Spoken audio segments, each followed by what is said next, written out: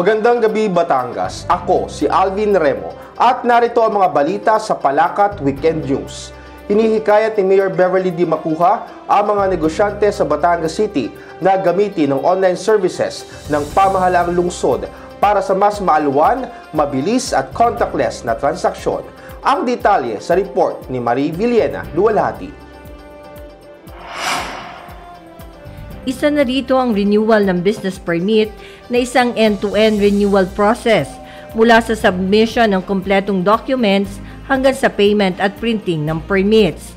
Hinihikayat rin ni Mayor na sundin ang schedule sa pagre-renew ng business permit na ipinatutupad ng Integrated Business One-Stop Shop o BOSS para sa mas maayos na proseso at may siguro ang kaligtasan ng mga aplikante. Kasama sa operation ng BOSS ang ilan sa mga city departments at offices tulad ng City Treasurer's Office, City Health Office, City Enro, Office of the City Veterinary, City Market Office, City Tourism Office, ITSD, MAC, DSS at Task Force Disiplina. May mga kinatawan din dito ang national government agencies kagaya ng Bureau of Fire Protection, Department of Trade and Industry at Social Security System. Inaasahan na magre-renew ngayong buwan ng business permit ang mahigit sa 13,000 registered businesses sa lungsod. Kasama si Elmer Saraspe, ito si Marie Villena Luwalhati, reporting.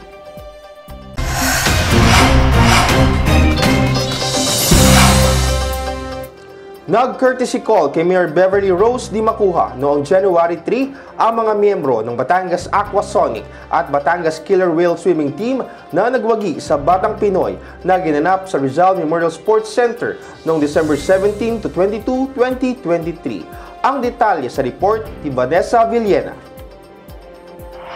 Ang Batang Pinoy ay pinangasiwaan ng Philippine Sports Commission na naglalayong mapalaganap ang sports sa mga kabataan at makapaghanda ng mga kinatawan para sa international competitions.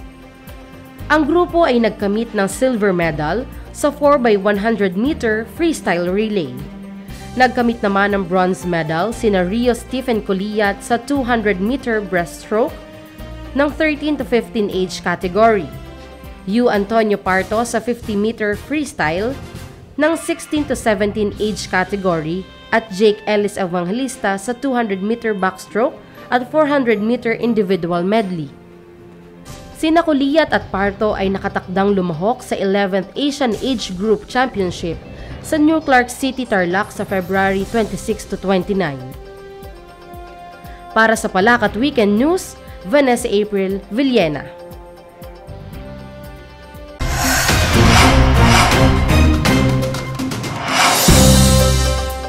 Formal nang pinakilala sa publiko ang 16 na kandidata sa Binibining Lungsod ng Batangas 2024 sa pamamagitan ng isang press conference na isinagawa sa Teachers Conference Center noong January 3. Narito ang report ni Lisa Perez de los Reyes.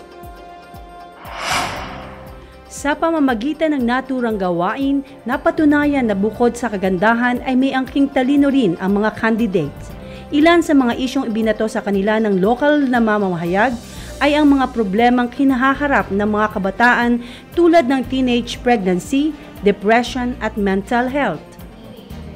Ilan naman sa kanilang magiging advocacy kung sakaling papalaring manalo ay ang pagsusulong ng responsabeng paggamit ng social media, youth empowerment at pagpapalaganap ng edukasyon. Kasama si Elmer Saraspe, Liza Perez de los Reyes, reporting para sa Palakat Weekend News.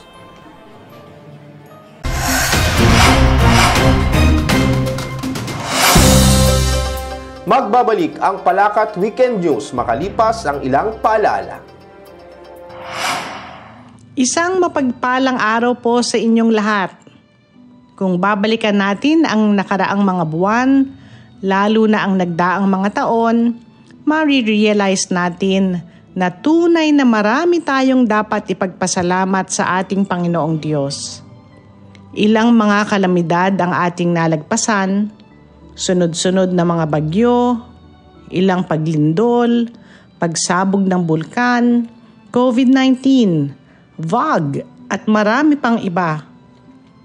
Nakatayo tayo ngayon sa mundong ibabaw, magkakasama, magsasalo-salo sa Pasko at Bagong Taon, kasama ang ating mga mahal sa buhay.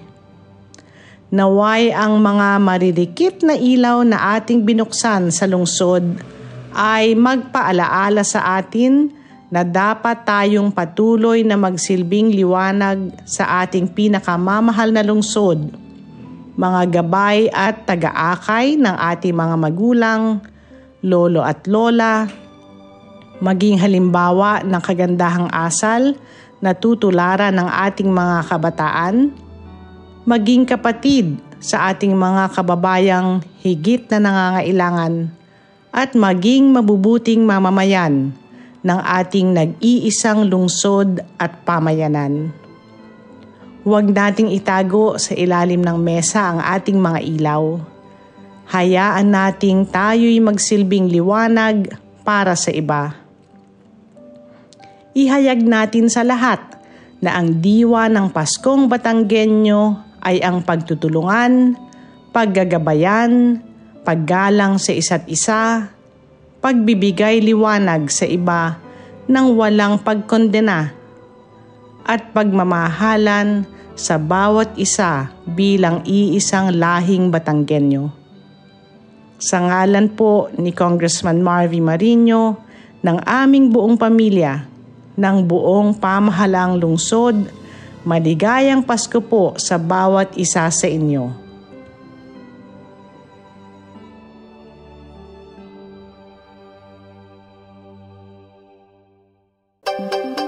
Ipinagbibigay alam sa lahat ng nakatanggap o makakatanggap ng mensahe mula sa Facebook account na gamit ang pangalan ni Mayor Beverly Rose D. Macuja at humihingi ng GCash account at mobile number na ito ay fake at walang kaugnayan sa punong lungsod. Si Mayor Beverly ay walang social media account at hindi kailanman hihingi ng pansariling pabor, lalo na ng financial assistance sa kanyang mga nasasakupan. Naipagbigay alam na ang kasong ito sa kinuukulan at sa kasalukuyan ay patuloy ang investigasyon upang malaman kung sino ang nasa likod ng modus na ito. Kung kayo ay nakatanggap ng ganitong mensahe, kaagad i-report sa Public Information Office o mag-message sa Palacat, Batangas City FB page. Maraming salamat po.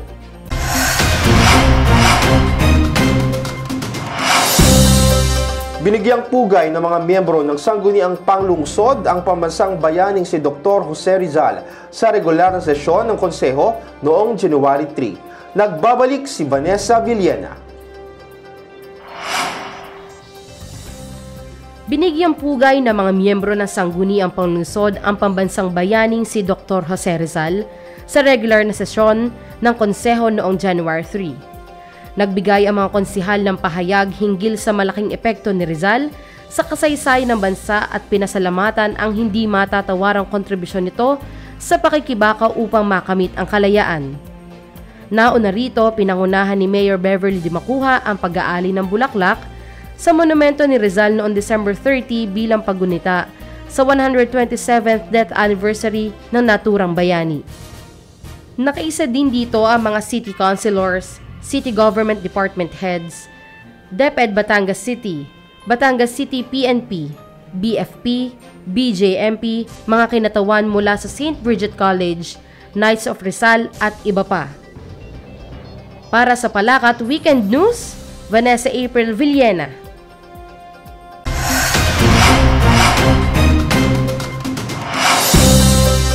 Tagumpay ang kampanya ng Batangas City PNP na muling maitala ang zero incident sa lungsod na may kinalaman sa iligal na paputok maging ng mga insidenteng bunga ng indiscriminate firing noong pagdiriwang ng bagong taon.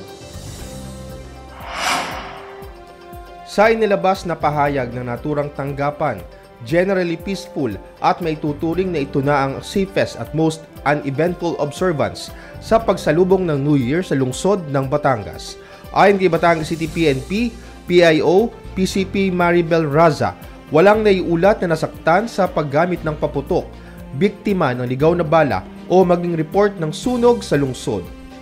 Ito ay sa kabila ng pagkahuli at pagkakumpiska ng may 185 illegal fireworks at ilang citation tickets sa paglabag sa Ordinance Number 11 o ang Ordinance Regulatory the Sale, Manufacture, and Other Pyrotechnic Devices in the City of Batangas.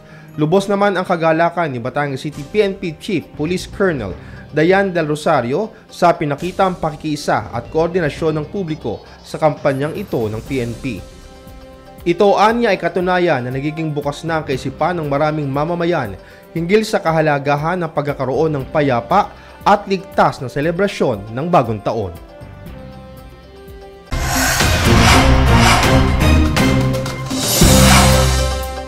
At yan ang kabuuan ng mga balitang hatid ng Palakat Weekend News. Ako po si Alvin Remo. Maraming salamat, magandang gabi sa inyong lahat.